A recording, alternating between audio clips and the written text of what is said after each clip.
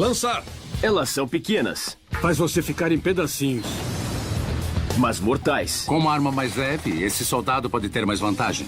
Drones, mini-tanques e tecnologia de espionagem altamente confidencial. Menos com certeza é mais. Ser maior nem sempre é melhor. Ter uma arma mais leve pode ser a diferença entre a vida e a morte. Armas de pequeno porte. Agora em Maravilhas Modernas.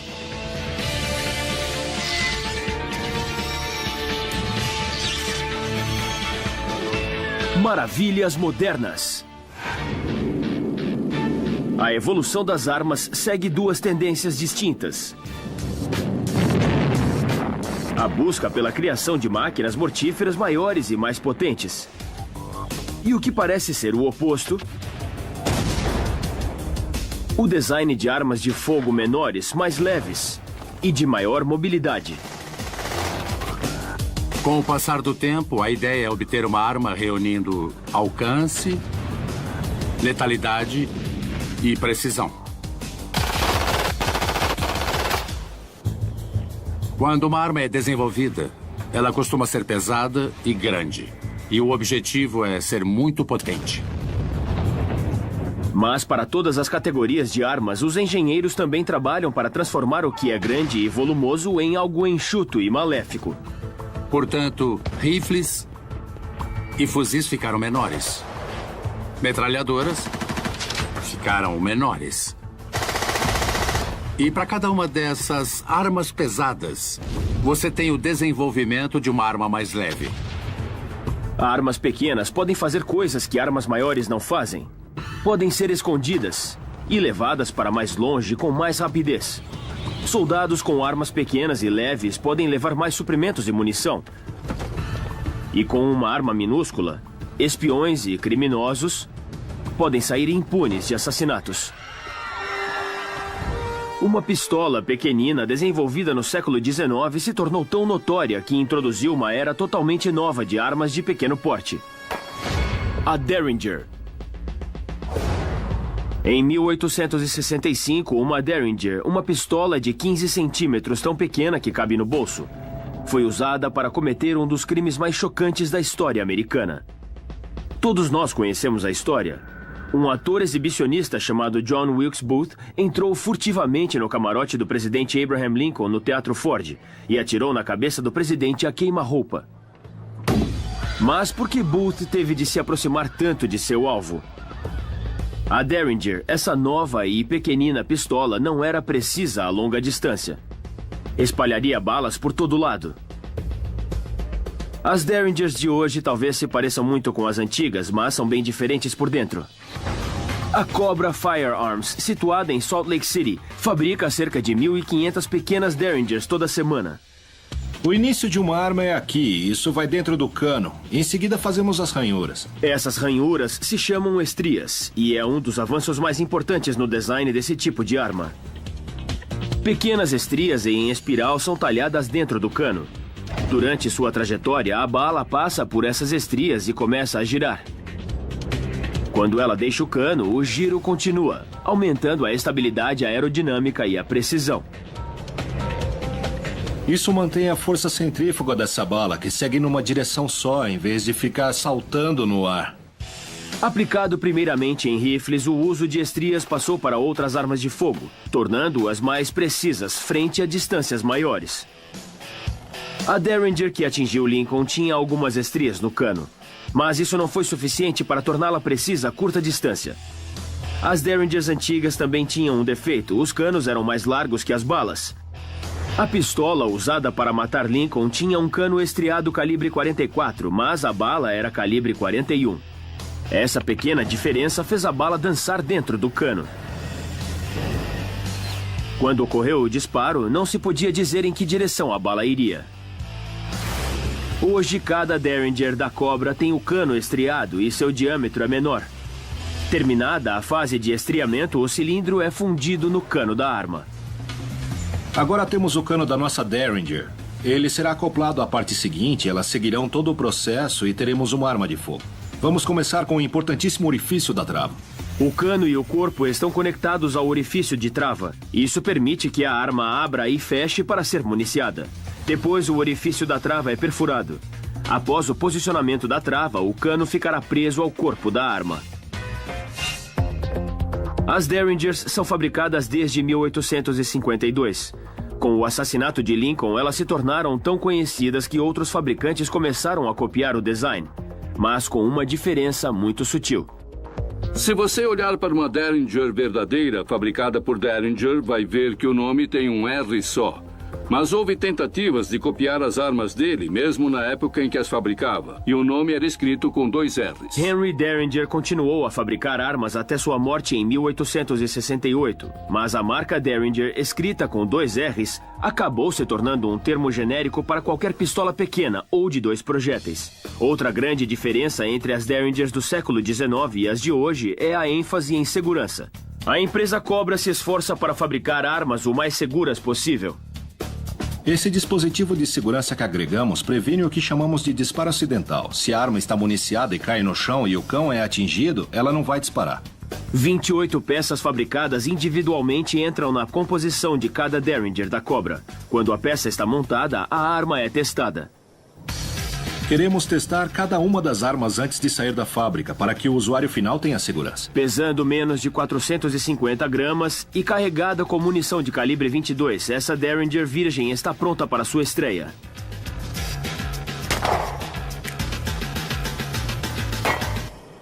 Acertei.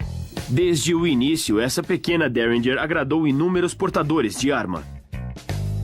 Jogadores podiam facilmente escondê-la na manga, e ela se tornou uma queridinha das mulheres que buscam proteção extra.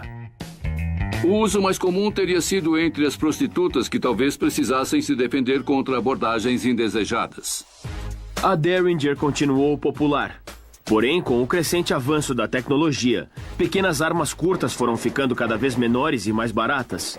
E não é surpresa que criminosos e gangsters as tenham adotado, inspirando um nome para sua arma preferida, especial de sábado à noite. Essa era a arma com a qual você saía no sábado à noite. Caso alguma coisa acontecesse e fosse necessário, era uma peça fácil de ser descartada. Especial de sábado à noite é um rótulo dado a todo um grupo de armas curtas pequenas e baratas, fáceis para criminosos descartarem antes de serem encontrados pela polícia.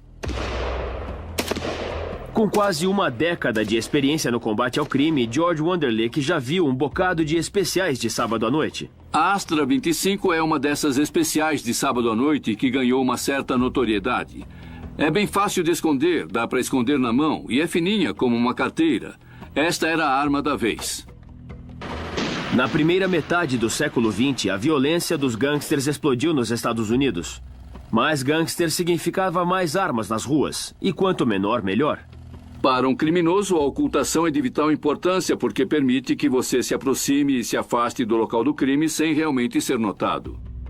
Uma arma pequena e escondida tem a vantagem do elemento surpresa. Uma outra especial de sábado à noite, o ROM RG-14. Quase tirou a vida de um outro comandante em chefe. Um dos usos mais famosos de uma especial de sábado à noite foi o atentado à vida do presidente Reagan. E o que vemos aqui é um revólver calibre 22 muito pequeno e muito barato que quase derruba o presidente dos Estados Unidos. À medida que as pistolas em miniatura predominavam cada vez mais, as autoridades passaram a controlá-las. A especial de sábado à noite foi, na verdade, proibida de ser importada ou de ser fabricada aqui nos Estados Unidos. O governo foi obrigado a retirar essas armas de fogo minúsculas e baratas das ruas, mas era preciso mais do que uma nova lei para deter a criminalidade. Armas pequenas são uma vantagem para os criminosos, porque podem escondê-las no bolso, na manga ou na palma da mão. A cada ano, dezenas de milhares de armas curtas são usadas em crimes como assaltos e assassinatos. Mas, felizmente para a polícia e para todos nós, uma pequena pistola ajudou a nivelar o cenário. Como se dizia no Velho Oeste, não foi Deus que fez os homens iguais, foi o Coronel Colt. O revólver de bolso do fabricante de armas Samuel Colt deu à polícia algo que não existia: uma pistola passível de ser escondida. Agora podemos pegar esse revólver e colocá-lo no bolso. Está totalmente oculto, está à mão, é leve e dá vários tiros. A Colt de bolso foi o primeiro revólver confiável e de precisão, tanto que passou a ser adotado pela polícia. O segredo? A superioridade do design e das técnicas de fabricação. Foi uma das primeiras armas do país que realmente usou peças intercambiáveis e maquinário de alto nível de precisão na fabricação. O desenvolvimento da Colt de bolso desencadeou o surgimento de uma variedade de pistolas novas e cada vez menores, e acabou abrindo caminho para um novo estilo de atuação policial, a segunda arma de fogo escondida.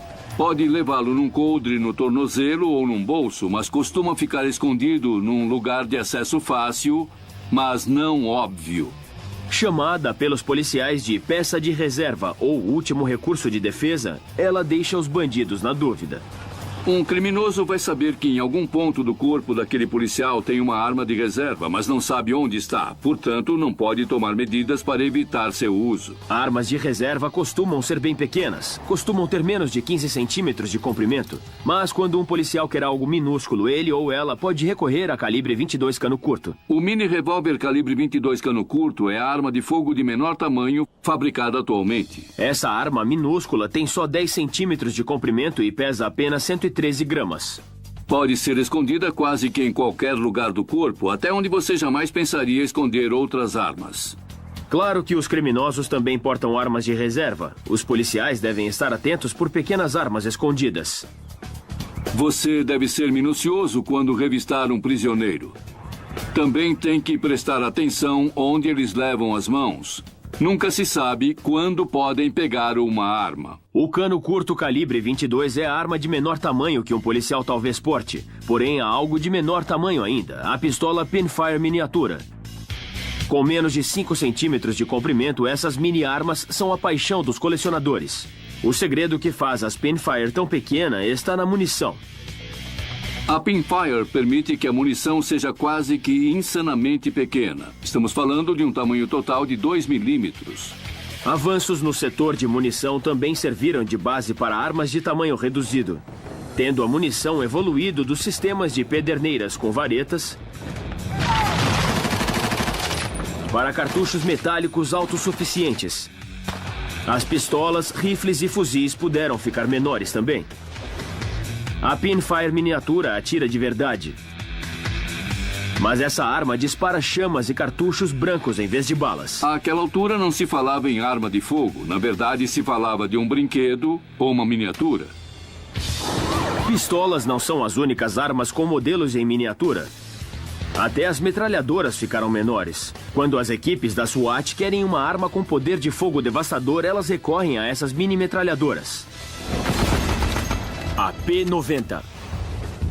Desenvolvida pelo fabricante FN Herstal. Preparar! Preparado! A P90 compacta tem menos de 60 centímetros de comprimento e pesa menos de 3 quilos. Os usuários adoram seu design pequeno e ergonômico, além de sua versatilidade em ambientes pequenos. Durante os nossos treinamentos, nós trabalhamos para atirar estando bem próximos uns dos outros. Muitas vezes, nesse tipo de combate, você está muito perto do seu colega. É preciso simular essa prática da vida real. O comandante da SWAT, Rick Thomas, costuma enfrentar situações ameaçadoras em espaços muito apertados. A P90 é arredondada, tem contornos arredondados. Ela não fica presa nas fivelas, não fica presa no equipamento. Ela impede que você seja rasgado ou fique sem ação. Para criar a P90 compacta, os engenheiros da FN Herstal adotaram o design Bullpup. Esse design é o seguinte, o mesmo comprimento do cano e caixa da culatra. Colocando na parte traseira da coronha, você tem a mesma eficiência e a mesma precisão numa carcaça mais curta e mais leve. Nas armas comuns, o cano e a caixa da culatra ficam na frente do gatilho. Na Bullpup, a ação ocorre na parte traseira da arma, atrás do gatilho. Isso permite que o cano fique longe, na coronha, reduzindo o comprimento total da arma. Diferente da submetralhadora compacta, que usa munição de pistola de 9 mm, a P90 dispara um projétil mais preciso de 5,7 mm, capaz de perfurar o colete à prova de balas. A munição disparada da P90 foi projetada para rolar sob impacto. O projétil entra no tecido mole e percorre 2,5 e 5 centímetros. A parte da frente do projétil começa a desacelerar. Como está girando, você tem um ferimento permanente daqui até aqui, com o bico do projétil de frente para o orifício de entrada e se acomodando 20 centímetros corpo adentro. Além disso, a P-90 dispara rápido, descarrega 50 projéteis em menos de 4 segundos. São projéteis extremamente controláveis. Tudo fica no alvo, no suspeito. Não faz sujeira no local. As metralhadoras são projetadas para efetuar disparos potentes, contínuos, em alta velocidade. As primeiras versões desenvolvidas na década de 60 eram grandes e potentes, sim, mas de difícil mobilidade. Estava mais para arma defensiva porque não tinha mobilidade. Não podiam ir em frente com ela. Essas máquinas imensamente mortíferas eram colocadas em posições-chave para a defesa de território. Mas em pouco tempo, os projetistas desenvolveram uma versão menor. O Browning automático, em seu formato original, pesava menos de 7,3 kg. Tinha um magazine com 20 projéteis e um soldado podia facilmente ir em frente com essa arma totalmente automática. O Browning revolucionou o combate armado. Em vez de ficar para trás, a metralhadora podia agora ser ofensiva.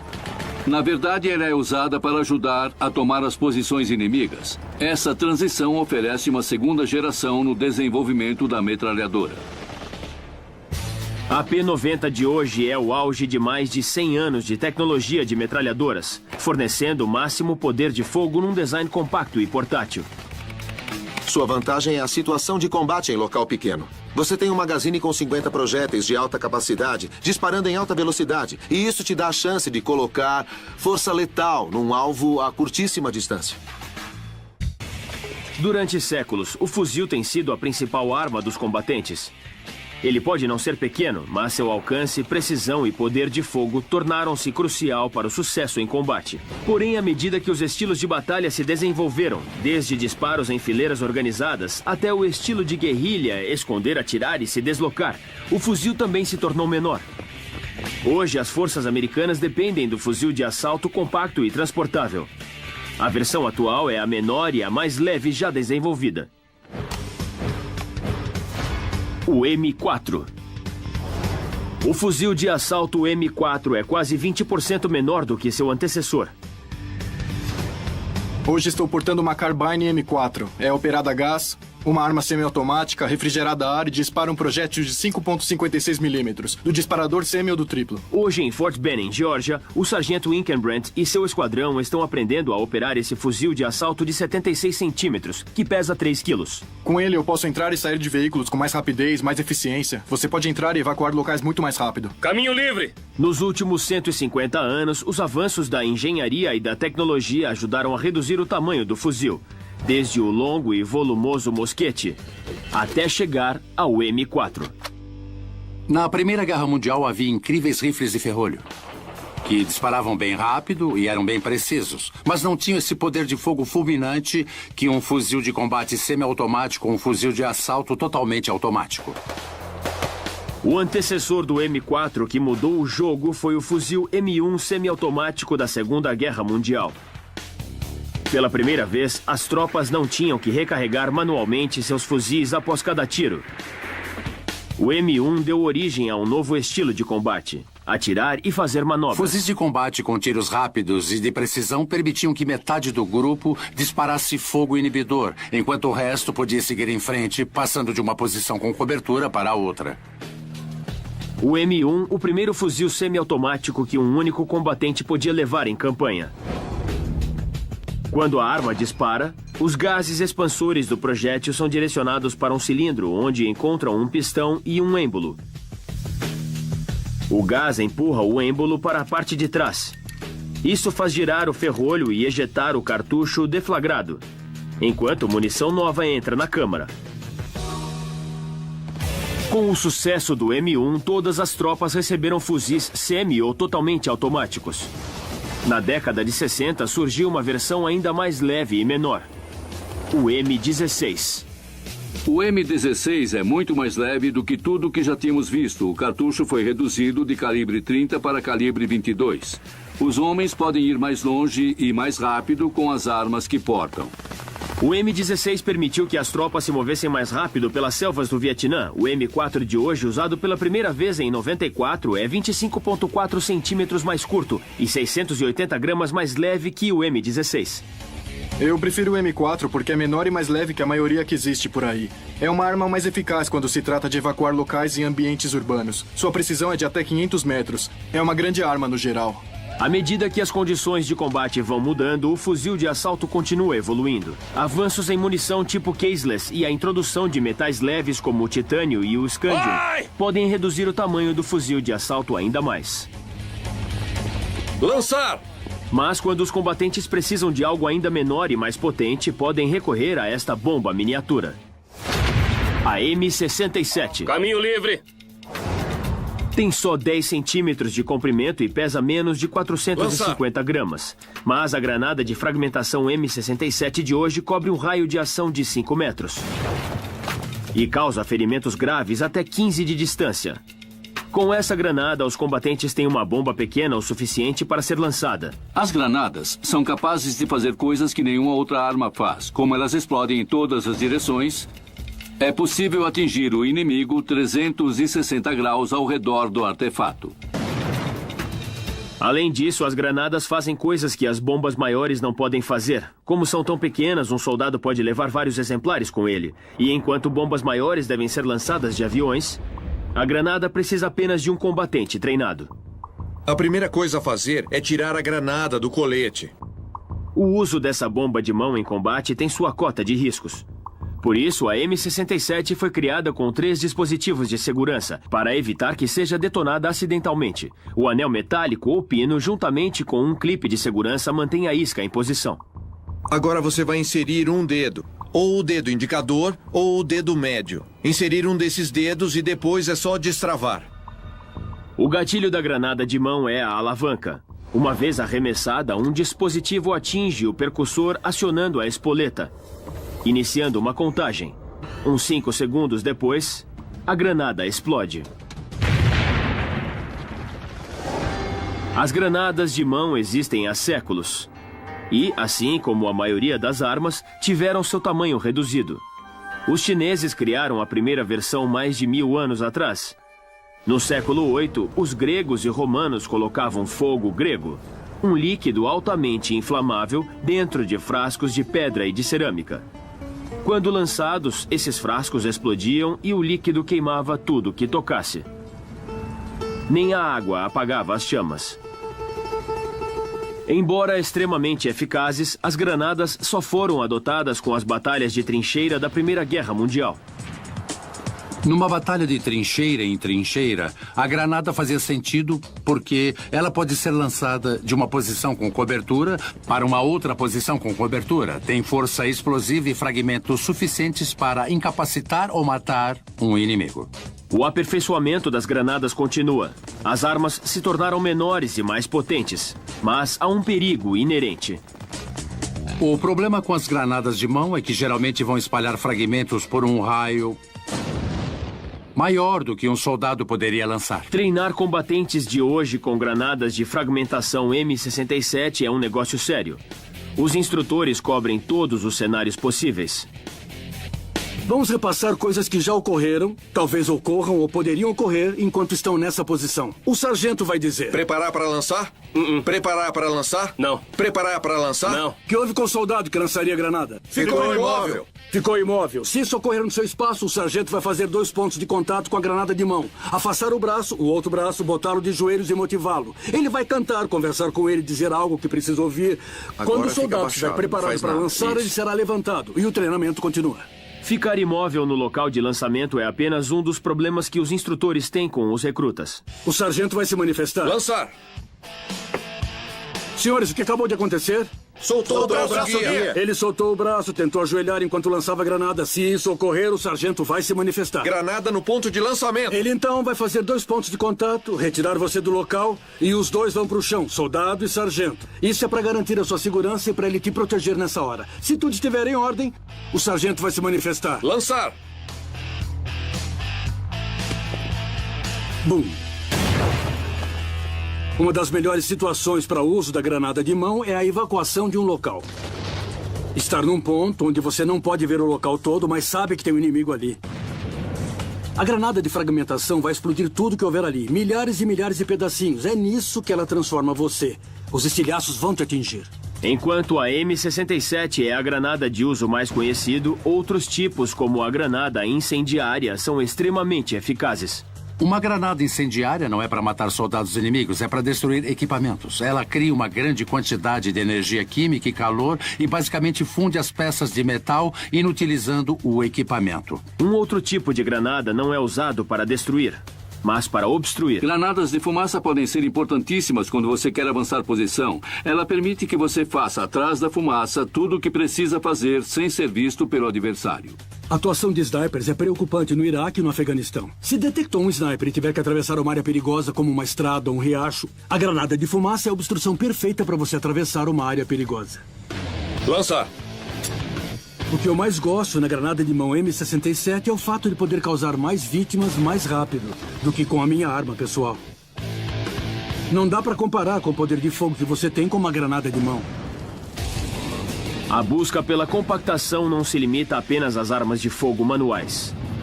Uma das maiores e piores armas militares também está diminuindo de tamanho.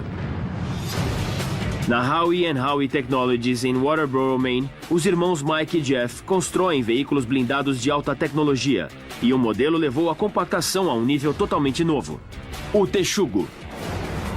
Você só vai saber de verdade o que é ser visitado pelo Texugo quando ele atravessar sua parede. Com certeza você não quer que isso aconteça. Não. Criado para a SWAT e forças especiais, o Texugo é um veículo para todo tipo de solo para uma pessoa só, e foi criado para romper prédios e outros locais fortificados. Atualmente é o menor tanque do planeta para uma pessoa só. O mais peculiar sobre o Texugo é ele ser super pequeno. Como ele tem só 21 centímetros de largura, ele passa por uma porta. Esse foi o enorme desafio de engenharia pra gente, construir um tanque que fosse menor que uma pessoa, onde coubesse uma pessoa só. Ser de tamanho pequeno torna o Texugo incrivelmente móvel, e seu revestimento externo pode repelir projéteis de grande calibre.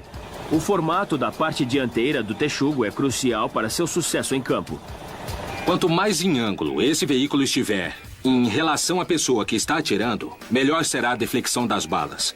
Aqui temos uma munição pesada, calibre 50, que quase o perfurou antes de ricochetear. Isto é de um AK-47. Essa munição é muito potente, munição de arma curta, não arranha nem a pintura. Ele não é só resistente ao disparo de um fuzil. O Texugo pode resistir à ação de alguns explosivos também. Eu não sei direito qual o tamanho do explosivo que essa coisa aguenta, mas fez essa coisa subir uns 2,5 metros. E só tinha cerca de 25 G no interior, ou seja, o cara sobreviveu.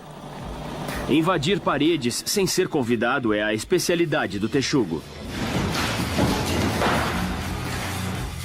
Ele foi usado para romper paredes de blocos de concreto e reforçadas com barras de ferro. Caso tenha uma emergência ou aconteça alguma coisa, não queremos que o Texugo contorne e procure uma porta. Ele pode atravessar uma parede. Dar vida ao Texugo não foi fácil. Cortar a blindagem foi uma empreitada gigantesca. Uma das coisas mais difíceis com o Texugo é como cortar o material. É muito resistente. Olha só isso. A resposta? Usar jato de água. Com 4,22 mil quilos de pressão por centímetro quadrado, o cortador a jato de água pode romper o aço e o granito. Na engenharia, você só sabe como vai terminar quando chegar no final. Então é por isso que fizemos protótipos e testamos de novo. No final das contas, se fizermos um bom trabalho, temos um veículo que realmente consegue sobreviver. O mini-tanque não termina com o Texugo. Os robôs no momento são importantes para os militares. Queremos reduzir o número de vítimas que estamos tendo no exterior e trazer nossos soldados para casa. A tecnologia atual de um tanque do tamanho de uma pessoa vai nos levar à tecnologia do amanhã de um robô muito pequeno que ainda pode executar essa missão, ou seja, retirar o ser humano de ambientes perigosos. Voar atrás das linhas inimigas para obter informações é um negócio arriscado. Por isso, a Força Aérea desenvolveu um pequeno veículo aéreo não tripulado nos anos 90. O Predador. Com apenas 6 metros e 22 centímetros de comprimento e envergadura de 15 metros, é manipulado à distância e pode ficar no ar por 40 horas. Armado com 2 mísseis Hellfire, o poder de fogo desse UAV pode destruir tanques ou estourar bunkers. Porém, para o combate no fronte de hoje, o Predador não é prático. Diante de um inimigo que plantou bombas caseiras ou espalhou snipers pelos telhados, as tropas agora têm suas próprias versões, que podem ser levadas na mochila e lançadas manualmente. O UAV. O cérebro por trás dessa nova geração de UAVs é a equipe de AeroVironment no sul da Califórnia. Esses sistemas aéreos não tripulados são instrumentais para o modo como nossos combatentes operam. Eles fornecem informação vital dentro de um período crítico de tempo, capacitando os combatentes a fazer o necessário para executar a missão. A AeroVironment tem 3 pequenos UAVs em produção. Cada um deles com diferentes capacidades. Se precisarem manter cobertura contínua de uma área durante um determinado período, talvez queiram usar o sistema Puma, que pode voar durante 2 horas. O Puma é o maior dos 3. Tem envergadura de 2,43 metros e pesa cerca de 5,9 kg. O que também distingue o Puma é uma câmera giratória que pode travar num alvo e manter constante vigilância. Esse modelo pode voar em linha reta e manter a câmera focada num determinado alvo, e isso garante que se possa fazer o trabalho com eficiência. Nós podemos ver claramente que ele tem uma arma no chão, tem uma pá na mão e parece estar cavando um buraco. Nós obtivemos um excelente feedback do campo, onde os soldados estão conseguindo informações assim como nós aqui. Quando as tropas precisarem de um UAV menor ou até com mais mobilidade, podem recorrer ao Corvo. O Corvo é o aeromodelo não tripulado mais popular do mundo hoje. Já enviamos mais de 15 mil desses pequenos aviões para clientes em todo o mundo. O Corvo é mais ocultável do que o Puma, mas só pode ficar voando por 90 minutos. O Vespa, o menor UAV da AeroVironment, tem quase o mesmo tamanho de um aeromodelo por controle remoto. Menos, com certeza, é mais para nossos clientes militares. O Vespa é o menor sistema aéreo não tripulado do mundo hoje. Pesa cerca de 450 gramas, voa por cerca de 45 minutos e pode ser guardado dentro da mochila. Você lança ele no ar e ele sai voando. O tamanho reduzido do Vespa, assim como seu motor elétrico silencioso, é quase não detectável do solo. Aeronaves pequenas, dissimuladas e não tripuladas são as ferramentas perfeitas para as tropas que enfrentam snipers. Quando souberem onde o inimigo se esconde, podem baixar o cão. No chão! Arma no chão! De bruços! Revista. Eles são usados por combatentes no fronte, têm que ser pequenos. Eles têm que ser leves. Esses mini UAVs também têm que ser resistentes. Existem casos em que insurgentes realmente atingiram essa aeronave e furaram uma asa. Mas quando o recolheram, bastou pegar uma fita adesiva reforçada, juntar as partes e mandá-lo de volta para o ar. Porém, o maior desgaste pode ocorrer na aterrissagem. Por isso, os UAVs são feitos para desmontar com o impacto. Kevlar é o material que nós usamos para garantir a dureza e a leveza dessa arma. Quando você vê o tipo de desgaste que sofre em campo, entende por que precisamos garantir que seja muito, muito durável.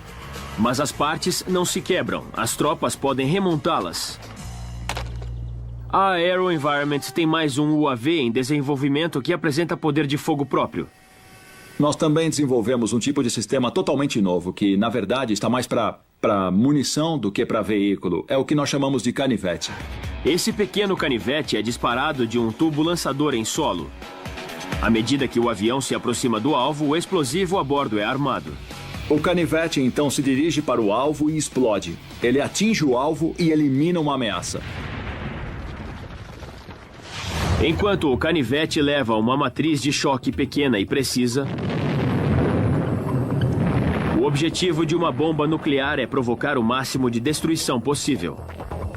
Durante a Guerra Fria, os Estados Unidos e a União Soviética competiam na construção de bombas e mísseis ainda maiores. Armas capazes de dizimar cidades inteiras. Mas nós também pensamos pequeno. Nas décadas de 50 e 60, uma invasão soviética do que na época era a Alemanha Ocidental parecia bem possível. Os Estados Unidos queriam uma arma que conseguisse deter os soviéticos. Por isso criaram bombas nucleares em miniatura. o Davy Crockett. A indústria militar americana, na década de 1950, desenvolveu um rifle atômico sem recuo, uma espécie de bazuca atômica. Foi apelidado de David Crockett. Quando você começa a miniaturizar armas atômicas, elas passam a ser táticas. Podem sim ser usadas pela primeira vez no campo de batalha. E isso muda totalmente a equação. O Davy Crockett portava a mais leve ogiva nuclear conhecida, a W-54.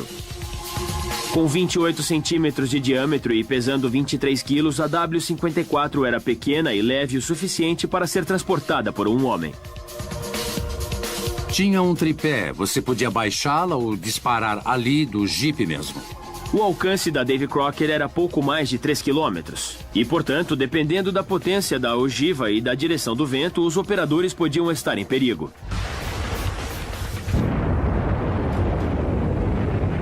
Com as ogivas explosivas mais potentes que foram usadas no Davy Crockett, há mesmo a possibilidade de que o alcance da zona letal seja maior do que o alcance efetivo da arma, tornando-a uma arma de último recurso. A Davy Crockett foi testada várias vezes, mas jamais usada em combate. No final das contas, essa arma foi encostada e retirada de circulação em 1971. Vimos como os avanços tecnológicos tornaram as armas menores, mais manipuláveis, sem deixarem de ser letais. Essas pequenas ferramentas tornam a batalha mais eficaz, tanto para os mocinhos quanto para os bandidos. Porém, um outro e mais secreto grupo de usuários de armas conta com miniaturas para sobreviver: os espiões. Quando começamos a entrar no universo dos espiões, estamos falando de armas miniaturizadas incomuns, o tipo de arma que faz nosso queixo cair. Maço de cigarro, porta-batom, até canetas já foram transformadas em armas de fogo. O universo da inteligência é incrivelmente criativo quando o assunto é armas de pequeno porte. Um dos casos mais interessantes foi um guarda-chuva usado para disparar um dardo venenoso. Em 1978, o dissidente búlgaro Georgi Markov foi morto após ser atingido na perna por um dardo contendo ricina. Eles descobriram o ocorrido durante a autópsia. Quase tudo pode ser disfarçado. É realmente incrível. Os espiões talvez tenham um arsenal de armas secretas, mas eles não estão sozinhos. Irv Miller e sua esposa Laura desenvolvem armas pequeninas de autodefesa para civis, policiais e carcereiros. Em algum ponto da vida, a pessoa fica com medo. E ter alguma arma para autodefesa com você é uma boa ideia. Irv comprou sua primeira arma paralisante mais de 20 anos atrás e imediatamente se apaixonou por armas menos letais e de pequeno porte. Nem toda situação pede uma arma letal. Ações letais são literalmente de vida e morte. Um dos campeões de venda da Irv é o bastão Kubotan. Essa pequena arma de impacto abriga um poder de ataque em menos de 15,2 centímetros de alumínio ou plástico. O que a torna tão eficaz é que há pontos de pressão no corpo todo. Entender os vários pontos de pressão do corpo é vital para se dominar o Kubotan. Você pega um objeto duro como o Kubotan e pressiona em qualquer ponto ao redor do pulso e aperta do outro lado com os polegares e terá total controle sobre a pessoa. Com centenas de aplicações, o Kubotan pode ser usado em quase todas as situações. Alguém chega por trás de você e te agarra. Você pressiona o Kubotan na região do cotovelo da pessoa e depois agarra o pulso dela. É um dos muitos pontos de pressão. Quando ela pressiona, minhas mãos a soltam. Não importa o tamanho do cara, se ele te agarrar, você põe um desses entre as juntas, puxa a mão dele, ele vai te soltar e vai cair. A princípio, o chaveirinho parece inofensivo. Até bonitinho.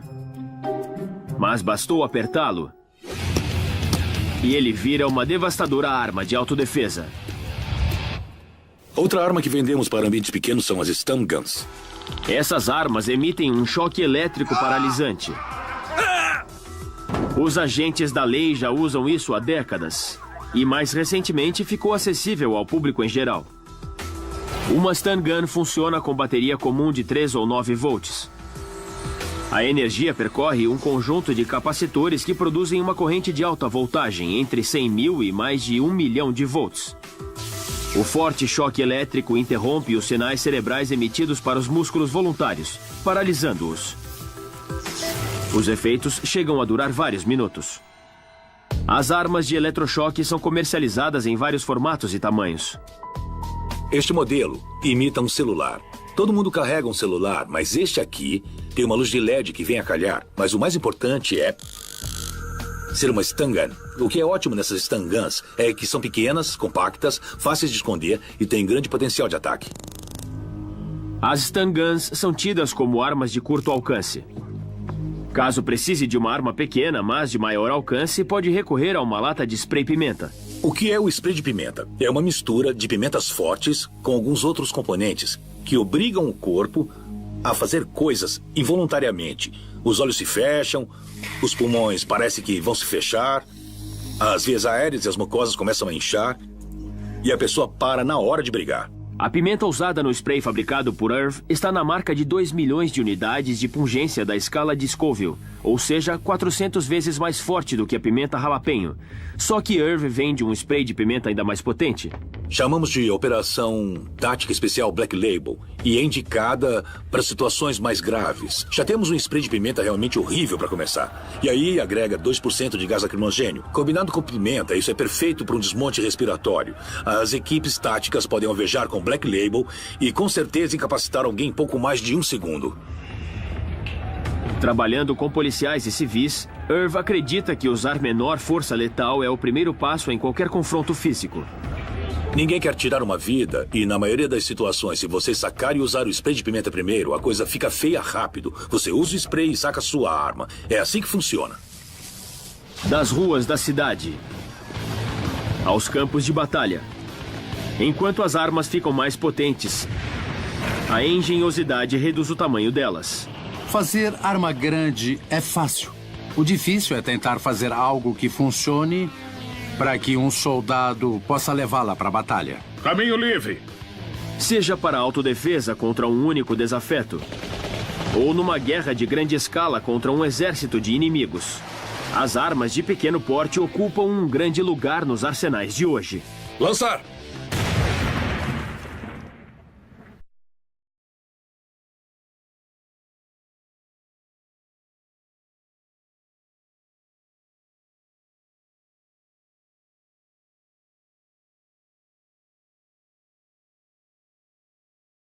Calibre 41. Essa pequena diferença fez a bala dançar dentro do cano. Quando ocorreu o disparo, não se podia dizer em que direção a bala iria. Hoje, cada Derringer da Cobra tem o cano estriado e seu diâmetro é menor. Terminada a fase de estriamento, o cilindro é fundido no cano da arma. Agora temos o cano da nossa Derringer. Ele será acoplado à parte seguinte, elas seguirão todo o processo e teremos uma arma de fogo. Vamos começar com o importantíssimo orifício da trava. O cano e o corpo estão conectados ao orifício de trava. Isso permite que a arma abra e feche para ser municiada. Depois, o orifício da trava é perfurado. Após o posicionamento da trava, o cano ficará preso ao corpo da arma. As Derringers são fabricadas desde 1852. Com o assassinato de Lincoln, elas se tornaram tão conhecidas que outros fabricantes começaram a copiar o design, mas com uma diferença muito sutil. Se você olhar para uma Derringer verdadeira... Uma pistola pequenina desenvolvida no século XIX se tornou tão notória que introduziu uma era totalmente nova de armas de pequeno porte. A Derringer. Em 1865, uma Derringer, uma pistola de 15 centímetros tão pequena que cabe no bolso, foi usada para cometer um dos crimes mais chocantes da história americana. Todos nós conhecemos a história. Um ator exibicionista chamado John Wilkes Booth entrou furtivamente no camarote do presidente Abraham Lincoln no Teatro Ford e atirou na cabeça do presidente a queima-roupa. Mas por que Booth teve de se aproximar tanto de seu alvo? A Derringer, essa nova e pequenina pistola, não era precisa a longa distância. Espalharia balas por todo lado. As Derringers de hoje talvez se pareçam muito com as antigas, mas são bem diferentes por dentro. A Cobra Firearms, situada em Salt Lake City, fabrica cerca de 1.500 pequenas Derringers toda semana. Reunindo alcance, letalidade e precisão. Quando uma arma é desenvolvida, ela costuma ser pesada e grande. E o objetivo é ser muito potente. Mas para todas as categorias de armas, os engenheiros também trabalham para transformar o que é grande e volumoso em algo enxuto e maléfico. Portanto, rifles e fuzis ficaram menores. Metralhadoras ficaram menores. E para cada uma dessas armas pesadas, você tem o desenvolvimento de uma arma mais leve. Armas pequenas podem fazer coisas que armas maiores não fazem. Podem ser escondidas e levadas para mais longe com mais rapidez. Soldados com armas pequenas e leves podem levar mais suprimentos e munição. E com uma arma minúscula, espiões e criminosos podem sair impunes de assassinatos. O início de uma arma é aqui. Isso vai dentro do cano. Em seguida fazemos as ranhuras. Essas ranhuras se chamam estrias e é um dos avanços mais importantes no design desse tipo de arma. Pequenas estrias em espiral são talhadas dentro do cano. Durante sua trajetória, a bala passa por essas estrias e começa a girar. Quando ela deixa o cano, o giro continua, aumentando a estabilidade aerodinâmica e a precisão. Isso mantém a força centrífuga dessa bala, que segue numa direção só, em vez de ficar saltando no ar. Aplicado primeiramente em rifles, o uso de estrias passou para outras armas de fogo, tornando-as mais precisas frente a distâncias maiores. A Derringer que atingiu Lincoln tinha algumas estrias no cano, mas isso não foi suficiente para torná-la precisa a curta distância. As Derringers antigas também tinham um defeito: os canos eram mais largos que as balas. A pistola usada para matar Lincoln tinha um cano estriado calibre 44, mas a bala era calibre... Lançar! Elas são pequenas. Faz você ficar em pedacinhos. Mas mortais. Com uma arma mais leve, esse soldado pode ter mais vantagem. Drones, mini-tanques e tecnologia de espionagem altamente confidencial. Menos com certeza é mais. Ser maior nem sempre é melhor. Ter uma arma mais leve pode ser a diferença entre a vida e a morte. Armas de pequeno porte. Agora em maravilhas modernas.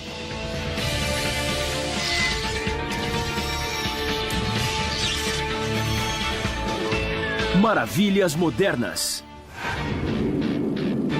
A evolução das armas segue duas tendências distintas. A busca pela criação de máquinas mortíferas maiores e mais potentes. E o que parece ser o oposto, o design de armas de fogo menores, mais leves e de maior mobilidade. Com o passar do tempo, a ideia é obter uma arma